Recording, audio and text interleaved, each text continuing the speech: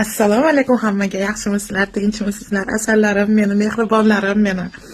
Men hammani qiziqtirgan bitta savolga javob bermoqchiman hozir. Hamma meni zeriktiryapti, yozaverib, qachon yo'lga chiqasiz deb. Allohim nasib etgan kuni yo'lga chiqaman. Keyingi haftalarga mo'ljallab turibman. Yakshanba kuni doktorim tikkan iplarni olib tashlaydilar. Tishlarimni bir ikkita joyini yana davolab qo'yadilar tezda va men yo'lga chiqib ketaman. Odamlar yozishyapti, farzandlaringni onangni o'yla deb. Men ular bilan har daqiqa gaplashib turibman. Shuncha paytdan beri yaxshi yashab kelishyapti, Allohga shukr. Bundan buyog'iga ham yaxshilar.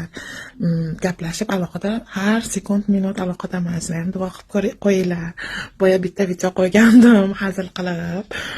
Ozgina qizishib ketdim. O'sha odamlar har xil narsa yozishdi. Men e'tibor bermayman.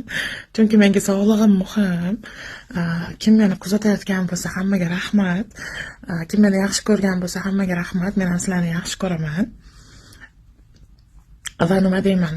Kim meni kuzatgisi kelmasa sizlarga ham rahmat, mayli kuzatmanglar. Odamingni yig'ib olding, endi bunaqasan deyishyapti. Men odam yig'ishni endi ko'rmayapman.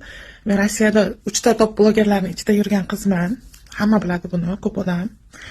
Men prosta hozir jonim og'rigani uchun tishimni davolatyapman.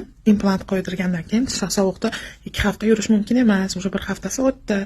Keyingi haftalar nasib bo'lsa yo'lga chiqib ketaman. Hammaga rahmat. Meni qo'llab-quvvatlaganlardan Alloh rozi bo'lsin. O'zinglarni ehtiyot qilinglar, o'zinglarni asranglar. Mana pas ovozda gapirdim. Sog' bo'lasizlar.